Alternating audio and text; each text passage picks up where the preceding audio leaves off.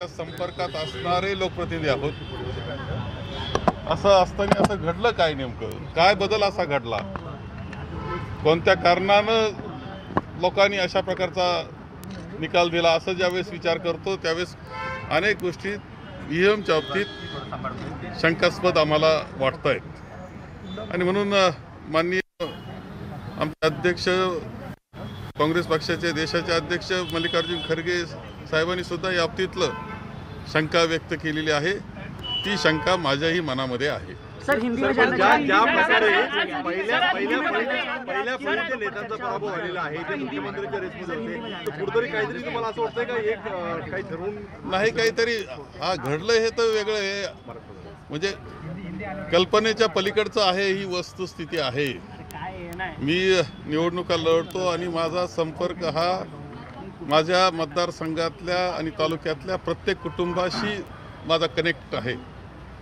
त्यांना सुद्धा हे खरं वाटत नाही, त्यावेळेस आता कोणाला खरं वाटणार आहे? सर, 40,000चं मतदान या पराभवानंतर आता पुन्हा उभारी कशी असेल? नाही, उभारी होईल, कारण जनता निश्चितपणे, जनतेच्या मनामध्ये सुद्धा खूप शंका या बाबतीत आहेत। जनता आमच्या बरोबर राहील आणि जनतेला बरोबर घेऊन हा लढा आम्ही लढू आणि पुन्हा एकदा जे काही भांडाफोड करायचं आहे त्यांचं, ते झाल्याशिवाय राहणार नाहीची खात्री मला आहे।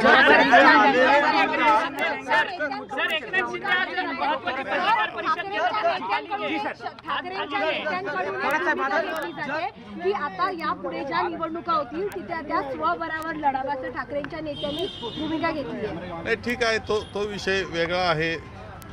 तो ज्याचा त्याचा अधिकार असतो, स्वतःच्या बळावर लढायचं, कसं बरोबर घेऊन जायचं, कशात आम्हाला या सत्ताधाऱ्यांच्या विरोधात लढता येईल याचा विचार आम्ही निश्चितपणे करू, जे योग्य असेल ते करू। परंतु हे सगळंच अत्यंत वेगळं, कल्पनेच्या पलीकडचं आहे।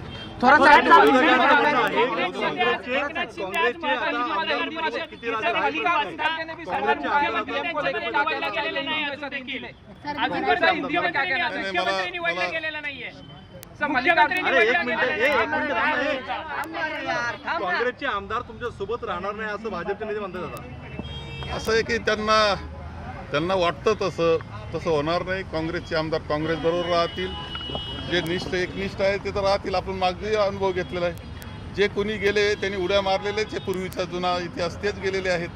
त्यामुळे आम्हाला काही त्या बाबतीत शंका नाही। हे सर्व आमदार निश्चितपणे काँग्रेसबरोबर राहतील आणि सर्वजण एकत्र पद्धतीनं विरोध जो आहे, सत्तेला विरोध जो करायचा योग्य ठिकाणी तो विरोध करतील आणि जनतेचे प्रश्न ठामपणे मांडतील याची खात्री मला आहे। सर्व बहुमत आल्यानंतर सुद्धा मुख्यमंत्री पदाचा चेहरा ठरत नाहीये।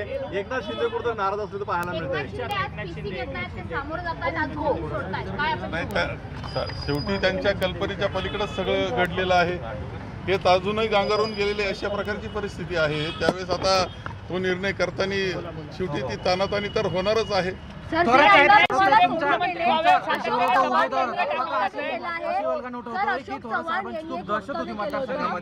दहशत संपवण्याचं काम आम्ही केलंय। आता यावं असं आहे, मीडिया आहे, सोशल मीडिया आहे, त्याचा किती गैरउपयोग करावा आणि संगमेर तालुक्यात दहशत होती असं म्हणावं, हे जनतेला माहिती आहे ना, माझ्या जनतेला माहिती आहे, महाराष्ट्राला माहिती आहे। त्यामुळे त्याच्यावरती शंका बाळगण्याचं काही कारण नाही। सर, अशोक चव्हाण यांनी असं एक वक्तव्य केलं आहे की ज्यांनी मला संपवलं त्यांचाच पराभव झालाय।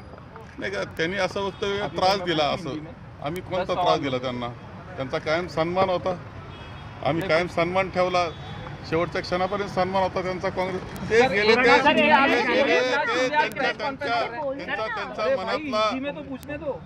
त्यांच्या मनातला हेतू साध्य करण्याकरता ते गेलेले। सर, एकनाथ शिंदे आज मौन सोडतात आहेत, गेले 3 दिवस ते बोललेले नाहीत। महायुतीकडे सर्वाधिक बहुमत आहे, तरी देखील मुख्यमंत्री निवडला जात नाहीये।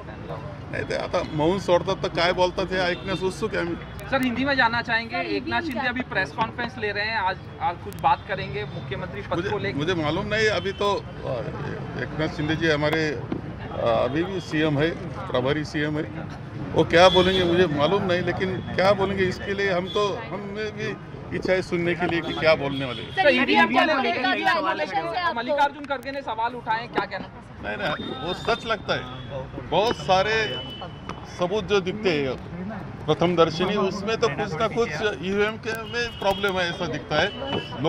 लोगों में भी संभ्रम है कि क्या हुआ है ऐसा कि ये रिजल्ट आया है। तो ईवीएम के बारे में तो संभ्रम है। माननीय मल्लिकार्जुन खड़गे साहब ने वही बोला है। इसको लेके कोई प्लान है क्या चेकिंग के लिए आप देंगे ये ईवीएम? हमने तो चेकिंग के लिए दे रहे हैं, लेकिन इसमें क्या निश्चित प्रॉब्लम है वो आज मुझे मालूम नहीं है, लेकिन हमारे लोग खोजेंगे जरूर, वो भंडाफोड हो जाएगा। बाळासाहेब थोरात यांची प्रतिक्रिया, पराभवानंतरची ही त्यांची प्रतिक्रिया आहे, पण वेगवेगळ्या विषयांवर ते बोलत होते। पुढच्या बातमीकडे वळूया। महायुतीमध्ये मुख्यमंत्रीपदाचा पेच काही सुटलेला नाही। मुख्यमंत्री